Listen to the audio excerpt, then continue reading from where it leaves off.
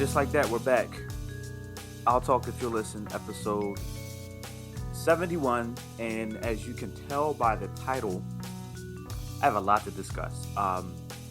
Now, there's always a little lingering thought in the back of my mind, and I'm sure at the back of anyone's mind that is in some sort of field like this, whether it be radio, podcasting, a TV show, a vlog, a blog, anything that has a person in a position to give an opinion and put it out there.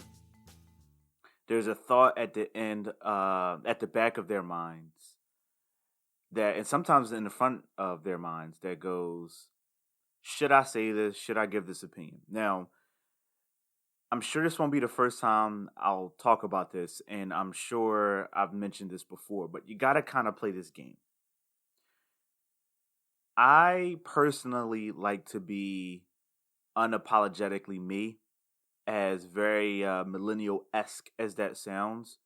For me, I like to add a little bit more substance with that. Anyone who knows me personally, some of you don't know me personally who listen. Some of you do. Some of you have gotten to know me, I like to believe personally, by listening to this. Gotten to know me better. I'd like to think, with few exceptions, that I am on this podcast the very same way I'd be, for the most part, behind closed doors. Now, the only reason I'd say for the most part is because there are some things that, in my opinion, would be very tone deaf or would be definitely taken the wrong way if I get behind the microphone and say it. And I'd like to think 90 to 95% of the things that I'd say, I would get behind this microphone and say. And a part of me, I call it self-centered, call it selfish, call it egocentric. A part of me likes to think that's why you all listen. A part of me likes to think that's why you keep tuning in. You want to hear my opinion. Maybe I can express a thought a way that maybe you haven't thought about, or maybe you can't, or chose not to.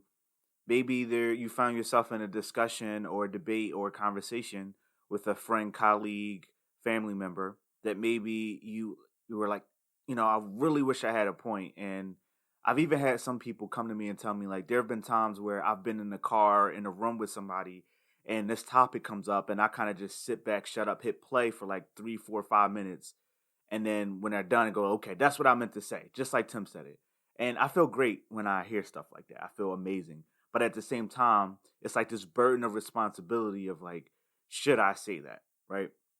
There's also this thing that some of my mentors, like Bill Burr, like a Dave Chappelle, in some cases, Joe Rogan, certain people will kind of get up and say, hey, Ricky Gervais, another person, you can get up and joke about anything. You can talk about anything. It really depends on the intent and who's the audience to determine or dictate your intent behind your joke, your comedy, your statements, your entertainment, whatever. Only you know that, or the people you're in the room, the writer's room, in my case, the writer room. And you say what you say, you throw it out there. It's up to people to interpret it however they want to, but they don't know what the intent is, right? But at the end of the day, especially when controversy like Bill Cosby, like Sha'Carri, Richardson, it makes you really pause for a second. I'm taking my notes. I'm jotting all my notes down on my phone. And there were certain parts where I'm like, should I say that? Should I do that? And, at the end of the day, I'm going to be me. At the end of the day, I'm not big enough to be canceled. And honestly, again, the sword that I'll fall on, that I'll die on is, I'd like to think that you all keep tuning in to hear my opinion. That said, there's also a part of me that feels like, and I don't want this to get misinterpreted as I'm the voice of the people, because by no means am I saying that. But there's another part of me that feels like usually the popular opinion is really just the loudest opinion. There are much more people who either don't care or they feel another way. They're just either not in a position to share their opinion in the best way, or if at all, or B, they just don't care enough to even voice their opinion about it, and they're going on about their day. There are people, believe it or not, you think the whole nation is talking about it, the whole country cares. The vast majority of people don't even care about the Olympics, let alone Sha'Carri Richardson, or don't even care about Bill Cosby at all. And again, the media, social media in general, and maybe some of the goings ons in your everyday life will have you to believe otherwise. And then you have people, whether they're something as huge as the read or whether it's something as small as my podcast, we have to stay relevant, right? So we have to find these topics to talk about it. Now, me personally, I talk about relevant topics and I like to kind of dissect everything and peel back the onion, so to speak, and take a more objective or philosophical or empathetic approach to certain topics. Whereas I think other podcasts and other radio shows and news shows and talk shows probably talk about it because like they have to stay relevant, right? They get somebody on, they interview them, things of that nature. And I think I'm relevant by accident. There are these things that happen, and quite honestly, a lot of the times I'm not really even too concerned about stuff, but I'll have certain people ask me my opinion. People will call me oftentimes before the show because I got to maintain the consistency with the schedule, right? I got to put stuff out at the same time in general all of the time. I can't drop a surprise podcast on y'all on a Wednesday. Now, again, I could do that, and there's no harm in doing that. But when people expect stuff to come out Sunday night / Monday morning, that's when they're looking for it. They don't want to miss. I know me personally, I listen to Bill Burr's podcast, and his podcast drops every Monday and Thursday. If I tuned in and I saw that he dropped a surprise episode on Tuesday or Wednesday or something, I wouldn't be upset or mad, but it would have been like, oh man, I wish I had known about that. There would have been that sense of, you'd have been bummed out a little bit. So, it's one of those things where you kind of got to get in where you fit in, and I get that. But this episode probably will be very controversial. It'll probably have a lot of opinions that some of you strongly disagree with. I like to think that most of you probably feel this way, but you don't want to get on a public platform like I'm about to do and give your opinion or say certain things. So hopefully I can represent the people who feel like they can't say something. And again, by no means will I ever get on any hill, at least right now, and say that I'm the voice of the people, because I'm far from that.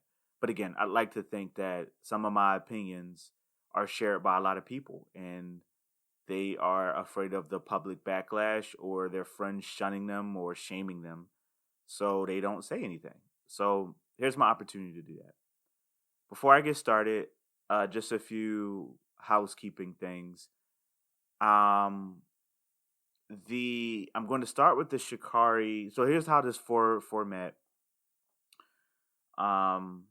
And I apologize. I'm pretty sure her name is pronounced Sha'Carri, but I want to say Sha'Carri because I see that AR, and I want to make that R sound. But I'm almost positive. I watched her in an interview, and she said Sha'Carri. So don't castrate me, guys, if I mispronounce her name. But I'm pretty sure it's Sha'Carri.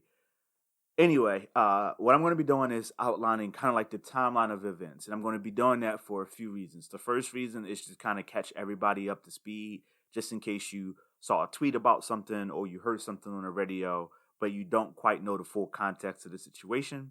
And I'm also going to be giving my opinion during the timeline. I'm also going to be doing the same thing for the Bill Cosby thing. Now, obviously, I want you to stick around for the whole episode, but Bill Cosby's timeline is very complex. It goes way back to 2004 and earlier, but the timeline I'm taking a look at, I feel like I'm talking about the Marvel Cinematic Universe here, but the timeline I'm taking a look at starts at 2004, but it's a little bit longer. So all that to say, I'm doing that after Sha'Carri because Bill Cosby's is a little bit longer. But we're going to talk about two things here. And throughout this whole episode, just like I encourage in some recent episodes and even some earlier episodes, I just encourage everybody to keep an open mind. I like to think that this podcast is a playground for discussions that can be held in a diplomatic way, in a very respectful and insightful way. And it bothers me when people don't they hear an opinion that they don't like or they aren't for, so they block it out of their stratosphere. It's I made a comment on Twitter the other day where it really bothers me when people. Now, I want to be clear. It's everybody's right to use their social media how they see fit, as long as they aren't breaking any rules. You can block people for whatever reason that you want. If you want to be around a bunch of yes men or yes women, and you want to be in kind of like a circle jerk, and you only want to be around people who share your opinion, that's your right. You can do that.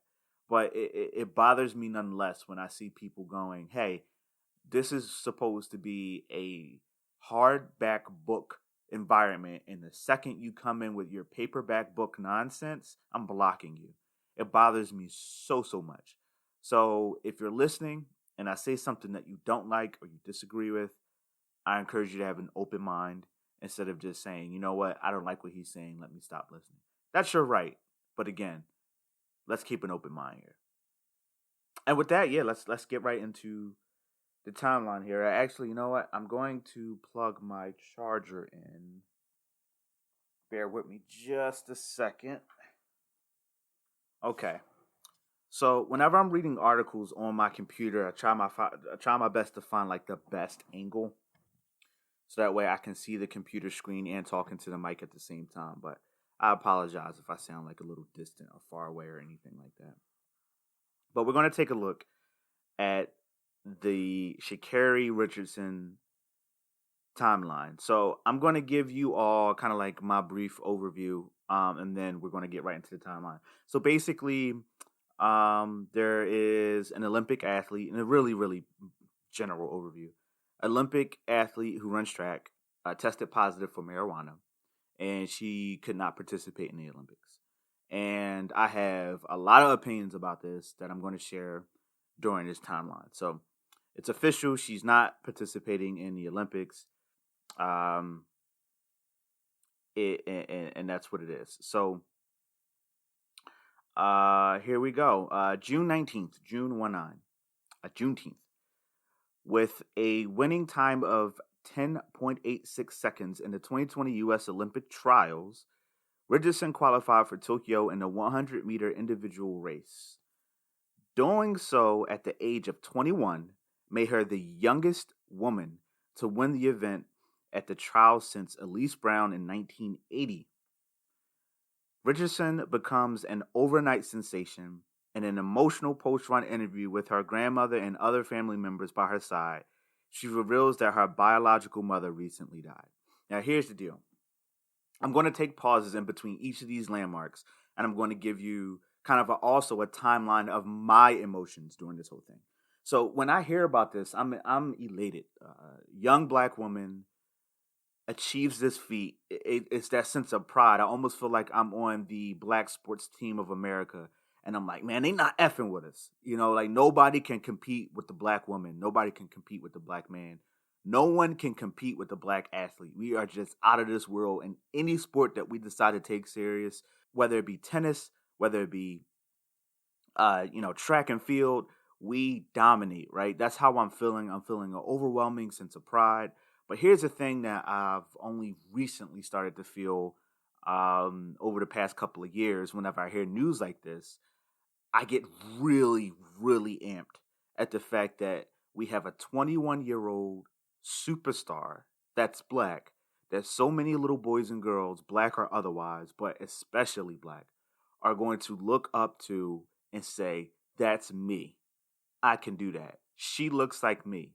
Or she's not 30 or 40 or 50. She's 21. This is very attainable. I don't know about you, but I wasn't always really huge on sporting events as a kid. It wasn't until my early, or let's say late teens maybe, I really got into sports. I, I did still find a time to look at certain people and going, I want to wear that jersey number, or I want those sneakers when I saw a particular athlete. And you kind of aspired to be these gods and goddesses. You really did. These superhuman, even arguably above human, more than human from a child's perspective, the superhero. I want to be like that. And I thought it was super dope to hear Sha'Carri um, get this, attain this feat, and become an instant role model for so many little boys and especially little girls, more specifically little black girls that can look up to her and go, "That's me. That's me on TV. I can do that." So that's kind of like how I feel. And obviously, I can definitely empathize with the fact that her biological mother passed away.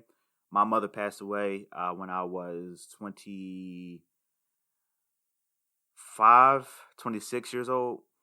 And she passed away due to breast cancer. And even though we had an estranged relationship, that's definitely something that you wouldn't necessarily want to wish on anybody, right? So definitely some empathy there. Moving on with the timeline, July 1st. It is revealed that Richardson tested positive for marijuana after winning the Olympic trials. Richardson accepted a 1 month ban, retroactive to June 28th, according to the U.S. Anti Doping Agency, or the USADA. Richardson was competing in Oregon, where marijuana is legal for recreational use. Richardson tweets, "I am human." Now, here's the deal. This is where I might lose a lot of you. So, a part of me, in a really weird way, thought it was cool that this happened because it shows it's shown a light on two different things. The first thing is, no matter how great you think somebody is, no matter how awesome you think somebody is, they give you a reason to relate to them even more. Oftentimes we see somebody in a position that we wish to have or we wish to become, whether it be a wrestler, whether it be a boxer, whether it be, in my case, a talk show host. And I see Jimmy Fallon or Conan or Seth behind that table, and I go, I can't wait to have that one day. Sometimes we can get to this point of either full on or borderline idolization, and we idolize these people, and we think that they're above mistakes, that they're above flaws. And although the vast majority of the media will have you think when someone messes up, they don't deserve your attention, when I see things like that in a really weird way, I'm drawn to them even more, depending on what it is, because it it makes me feel closer to them. Because I'm like, you know what? They're human just like me. They're capable of making mistakes just like me, and they could still have success. You can also use this as an opportunity to learn from someone else's mistake instead of having to go through it yourself. You never want to go through something like Sha'Carri went through, where you find yourself in this position where you have to deal with the consequences of the decisions that you made, and you're an Olympic level athlete. So that's one thing. The other thing here, I was really disappointed because I'm sorry, I was really happy that it's shown a light on how people deal with grief and loss, because it's definitely an area that I feel like is under discussed nowadays, and people deal with all types of loss and pain in different ways. And if people feel like they need to turn to drugs to do that, and regardless of what your feeling is about marijuana, it can still be classified um, as a drug. Uh, you you gotta put there has to be some thought there. Like there has to be a discussion there that says this person was hurting so bad that they turned to drugs, and this is what they believe to be their outlet to cope with something devastating. There needs to be a discussion there surrounding not only mental health, but grief and loss, especially for a 21-year-old, essentially, I'm going to say young adult out of respect, but what most people would consider a kid. An adult's brain doesn't really fully develop into the age of what, 26, 25, 26, something like that. So you have this kid, for all intents and purposes, dealing with something like the loss of her biological mother, regardless of what their relationship was like, that can cause a lot of mixed emotions and feelings. And she felt like she needed weed or marijuana to cope with that. I think that says a lot. I think that says a lot. I also had some conflicting emotions because I'd be lying if I sat here and said I didn't feel, damn, Sha'Carri, now look what you did. I feel like as a people, we take one, as far as the perception battle in this country for the black man and black woman, I feel like we take one step forward and two steps back. And I think like, geez, like, you're a representation of, whether we like to admit it or not, you're a representation of America. You're representing your country in the Olympic, the world stage. It gets, nothing gets higher than that. You can truly say you're a world champion if you compete and win in the Olympics because it's a true representation of the talent across the globe. We call Super Bowl champions and baseball champions, World Series champions. We use, even in wrestling, the world champion. Well, it's kind of limited to just your country in some cases, and in some sports, it's limited to just your hemisphere, just your continent. You're not really competing with people across the world. The Olympics, you are competing with people across the world. You are a representation of your country. And if we can sit here and yell at politicians, and we can yell at police officers and other people in certain positions, and said they should have higher moral or ethical aptitude or comprehension level or intelligence level. And another term you hear is emotional intelligence, IQ or EQ. You should have a higher one than us normal people, so to speak, because you have to take an understanding of your surroundings and your situation. And I know some of you might be thinking that's a little harsh. And I know some of you might be thinking, well, that's a little too far. She lost her mom. Two things can be true. And you're going to hear me say this several times throughout this episode. Two things can be true. I can both think that it's a shame that Sha'Carri lost her mom, felt like that she needed weed to cope through that, and sought peace and peace and solace with drugs. I get that. I can sympathize with that. But I can also feel disappointed that a young black woman effed up, let's call it what it is. She made a mistake. And now you kind of got this thing where it's like, now we're back in a perception battle again, right? And what I don't like, and I might lose even more of you, it's going to be like one person listening by the end of the episode. I don't like the tweet of "I am human," because in my opinion, it has the tone of not taking accountability for your actions. And I know, again, some of you might not like that, but it bothers me. I kind of liken it to, I make a mistake, and instead of taking the accountability for my mistake, which she didn't do until after the tweet, by the way, I'm saying that, hey, I'm only human. I'm still a work in progress. I think that's a cop-out. And I think these are emotions that a lot of people may be feeling and are too afraid to come out and talk about them. But I'm just going to be real and transparent.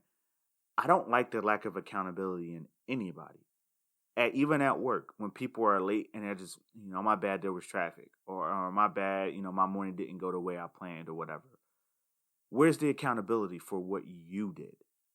That kind of, in a way, will help people listen and empathize with your situation a little bit more when they see, like, you know what, this person really is beat up over the decision they made.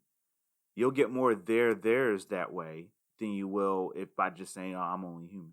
Now, of course, you're going to get some support, especially for people who are pro-weed. They're going to say there's no big deal.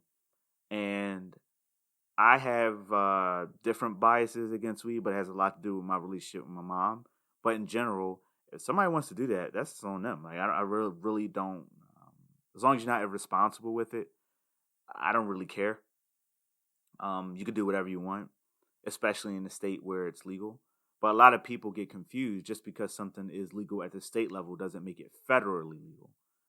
And there is still a rule, right? There is still a rule. You got to be conscious of that. As dumb as the rule is, this is where a lot of people will misinterpret my words and potentially even twist what I'm saying as I think the rule is a good rule. Honestly, I'm indifferent about the rule, if I'm being totally honest. I don't care either which way. But the fact is, there are rules in life and we break those rules. Whether the rule is just or the rule is dumb or the rule is archaic. There are so many different archaic rules. There are some laws that exist that just never got abolished because the laws just have been around for decades and in some cases over a century. So they just sit there. And these laws, and in this case with the Olympics, some rules are maybe outdated or archaic or tone deaf and maybe need to be reevaluated as medicine and recreational marijuana use make a lot of progressive strides in 2021 and beyond. Yeah, maybe they need to be looked at again. But at the end of the day, a rule is still a rule. If I think jaywalking is dumb, that doesn't give me the right to jaywalk. And I hope that doesn't fall on deaf ears. You can think jaywalking is dumb. You can think it was a rule put in place to control you. You can think it was a rule put in place to make for the government or the city or the state, whoever, to make money. You can think whatever you want about the rule. But if you are aware of the rule and you still choose to break it, you can't blame the stupidity of the rule on your decision because you had to become aware of the rule before you broke it. Now, if it was an incidental thing when you were born yesterday and somehow have Benjamin Button syndrome and you were old enough to cross the street by yourself and there were no jaywalking signs and you had no idea what jaywalking is, you don't even know who Jay is, and you cross the street and you get a citation for jaywalking and you're going, what the heck is this? Okay, now you still broke a rule, but I think it's justification in there that, hey, I can understand, this person may be teetering on the accountability scale because they weren't aware of the rule. She was aware of the rule and still broke the rule. I understand why she did it. I sympathize with why she did it. There are some things that I've done in the past to deal with all different types of emotions. There are things that I turned to that weren't necessarily healthy.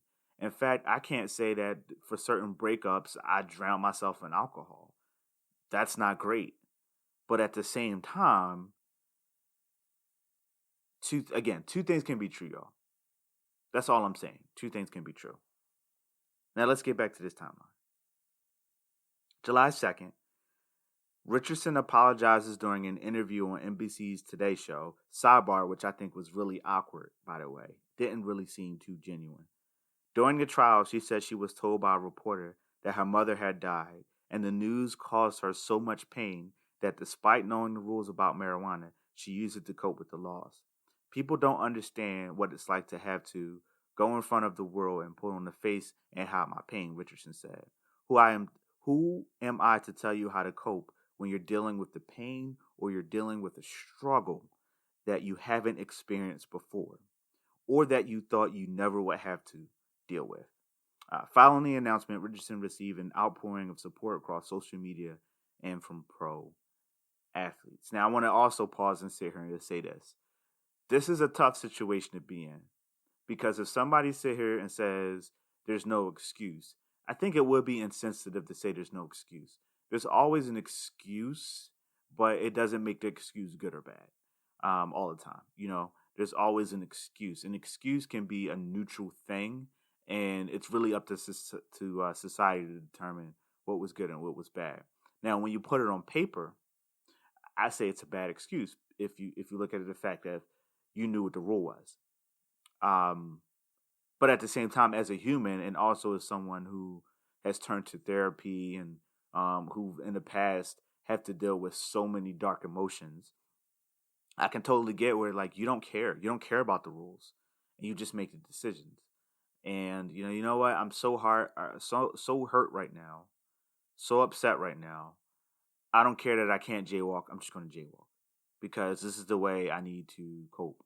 Or to use a more realistic, less humorous example, I don't care that there's a rule with marijuana. Hopefully, I just won't get caught because I'm just too upset right now.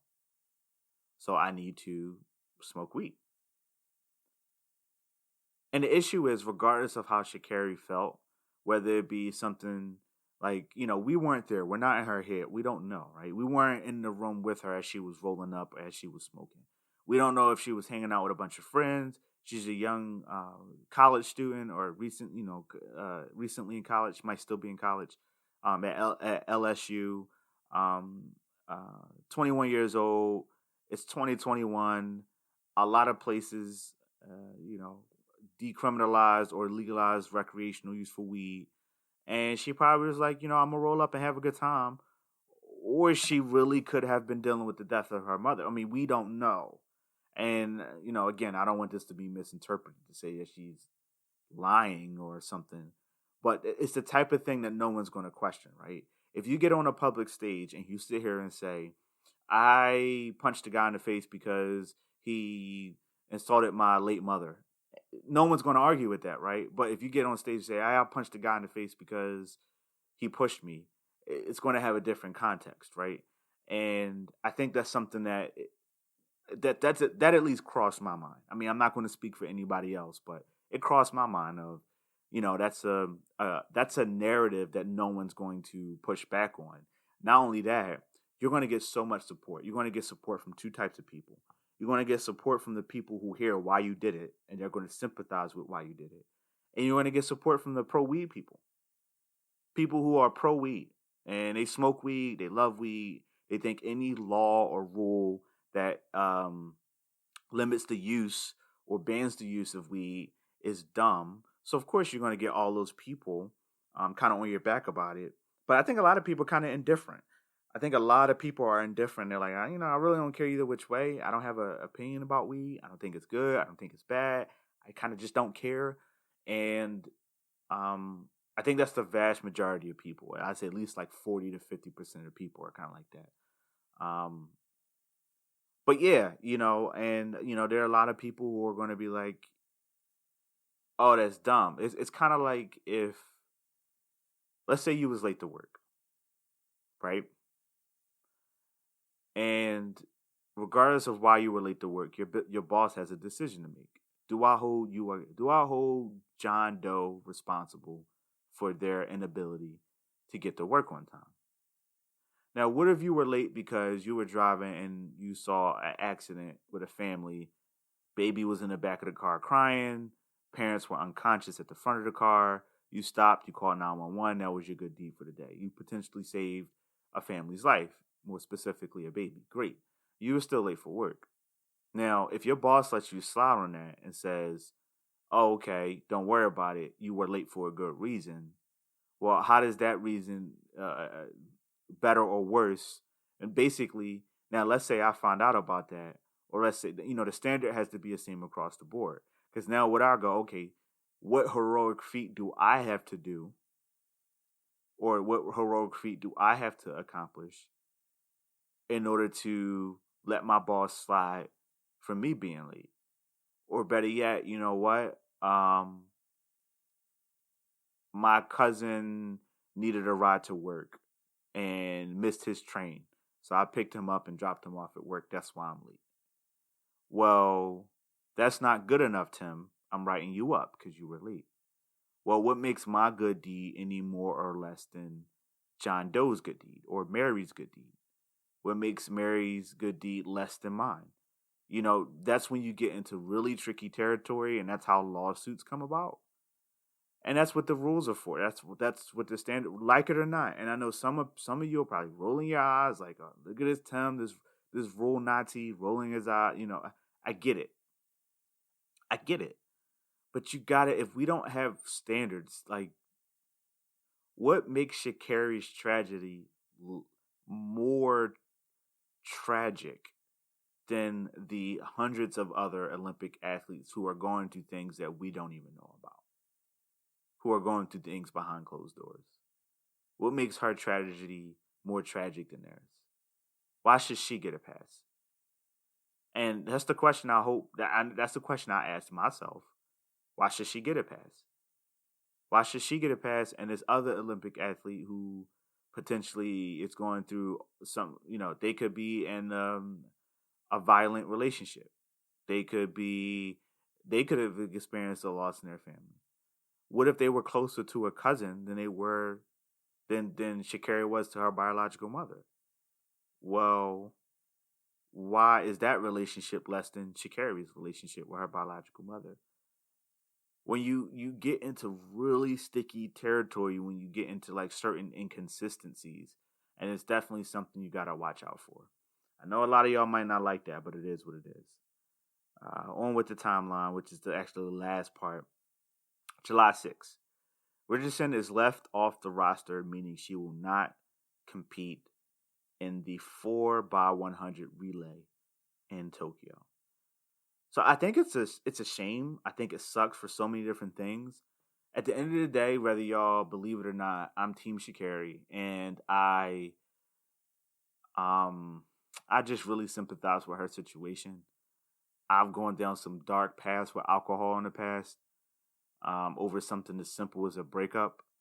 And although I can look back now and say it was simple, over something like a woman didn't pick me, and although that can sit back now and say that's kind of simple, in the moment it was just as bad as I would think anything. And you really can't compare my pain to Sha'Carri's pain. You can't compare Sha'Carri's pain to Whitney Houston's mother's pain.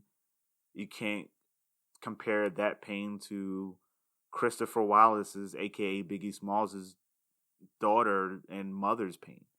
Everybody's pain is different. It's a unique unto them, and everybody deals with things differently. I wasn't as close to my mom as much as Sha'Carri seemed to be. I wouldn't turn to substance abuse at the loss of my mother, but I know that when my grandmother died, it was a different type of hurt. So everybody deals with things differently, and I think it sucks that this young lady is missing the opportunity of a lifetime because of a poor decision. I think she should take accountability for that decision. And I'm glad to see that we have an opportunity for her to learn her lesson. But at the same time, I think it sucks. Again, two things can be true. And here's the last thing I'll say about this, and then I'm going to take a break. It really bothers me when people who don't agree with something support someone's poor decision. Whether you like the rule or not, whether you like Sha'Carri or not, and whether you're black or not, the one thing that remains the same is there was a rule and she broke it. And it really bothers me when I go online and I see people saying that we should let her run just because we don't like the rule. And you got to think about the greater implications. What type of accountability, what would it teach Sha'Carri if the Olympics let her run? What would it teach her? She would wipe the sweat off her brow and go, woof, dodged a bullet there. Or would she go, man, I knew nothing was going to happen? Would she go, see, I can do whatever I want and I'll still get what I want?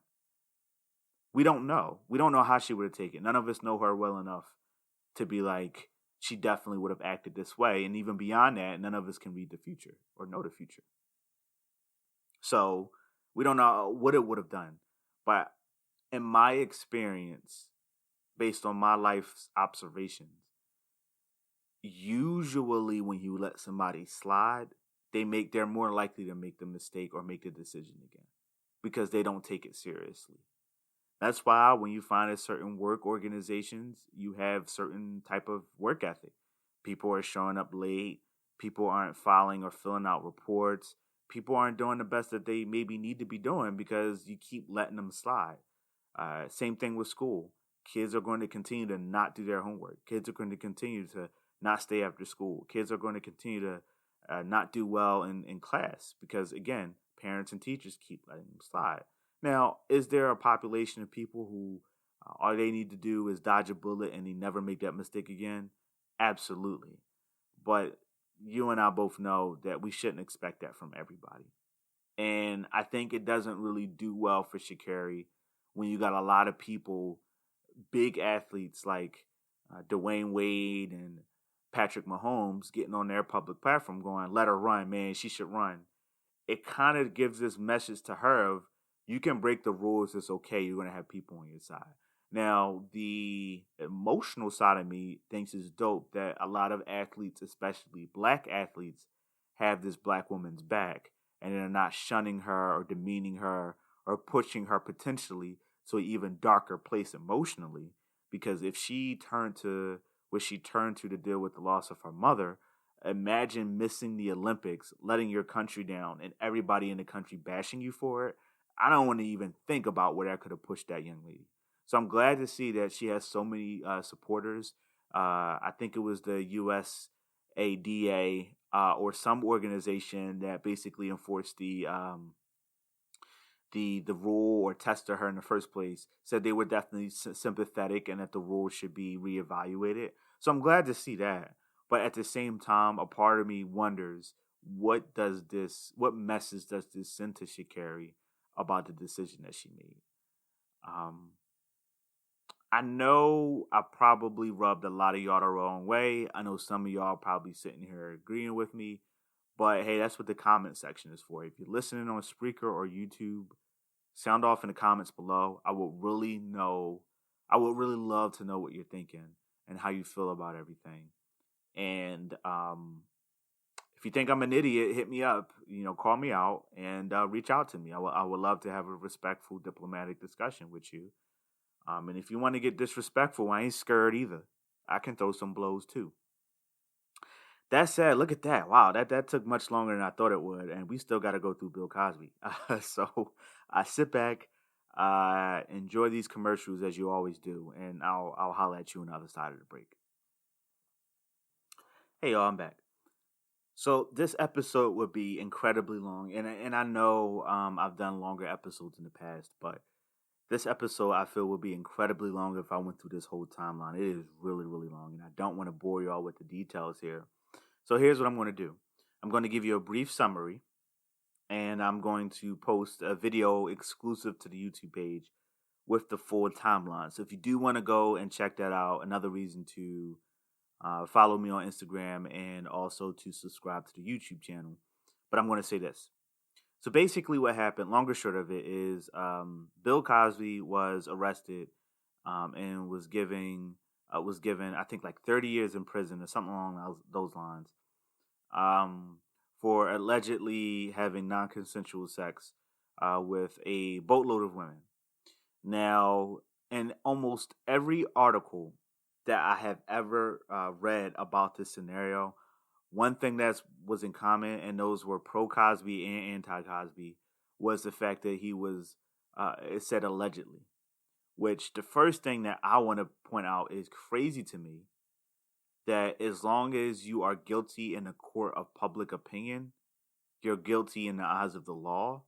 And for him to be arrested and convicted with every article using the word allegedly leads me to believe, and again, I'm no law major and I'm not as informed on this topic as maybe I should be. But I think that's weird. That's kind of like, a couple of people saying that you stole something, you maintain your innocence the whole time.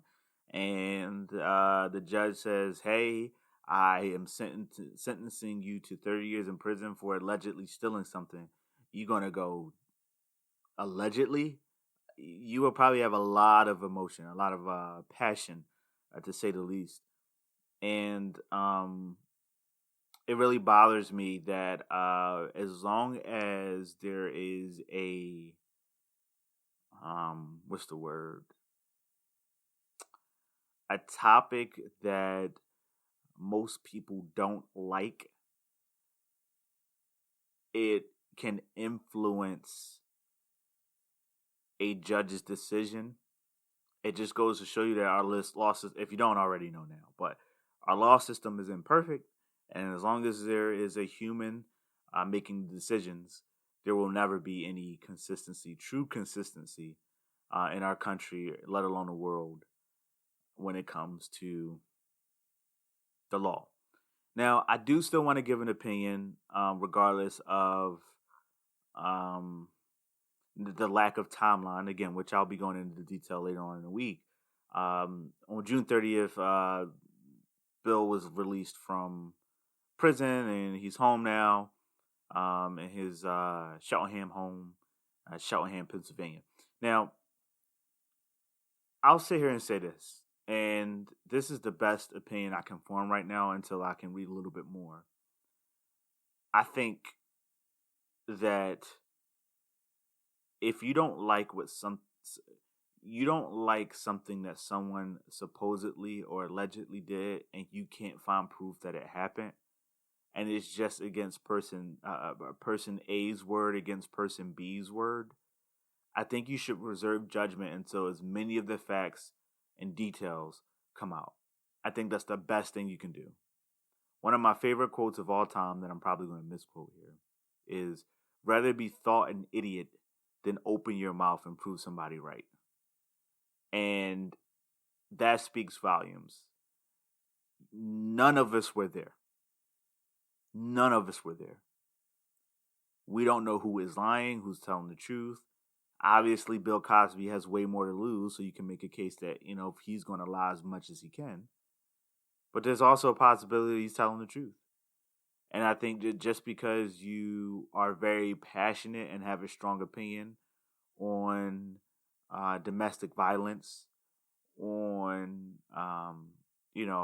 sexual assault or rape, and you want to put any and everybody remotely close to that underneath the prison, that's your right to have that. But when it gets to the point where if enough people feel that way, it could potentially convict an innocent man. And again, I don't know enough about the situation to call somebody innocent or guilty. I'm just saying, in this hypothetical scenario, if enough angry people voice their opinion that it could potentially imprison an innocent man, I think that is scary. That is not a world I want to live in. That is crazy to me. And there's one thing about new evidence and misinterpreted evidence, or, hey, someone was arrested in 1970 when a certain type of criminal technology didn't exist, and now that technology is here, and we can go back and look and re-examine and cross-reference and yada, yada, yada, and we can determine that, hey, Jane Doe didn't do it. Okay, great. But when you don't have enough evidence, or not all of the details are being made public, or there is still an ongoing investigation, you have a right to have an opinion, but I think you should reserve judgment until all of the details come out, because you could find yourself in a situation where you could let a guilty man go free, or let an innocent man go free. Imprison an innocent man purely off of the way you feel. That said, everybody, sorry for the longer opinion this episode, but I think there were definitely some things that I kind of need to get off my chest. I hope you all had a good holiday. I didn't speak to you last week because of the holiday. I hope you all had a good holiday. I hope you all spent it with loved ones. And I know some of you have some conflicting feelings about Independence Day, 4th of July, especially if you are not white. But I will say, regardless of how you feel about the holiday, and regardless of if you recognize it or celebrate it or not, I hope you spent it with loved ones. I hope you had an opportunity to eat some good food. And I hope that you spent it happy and healthy. That said, everybody, I'm going to get going. I'm going to edit this bad boy down and get it out. And I'll be talking to you guys very, very soon. As always, I'll keep talking if you're with me. Take care.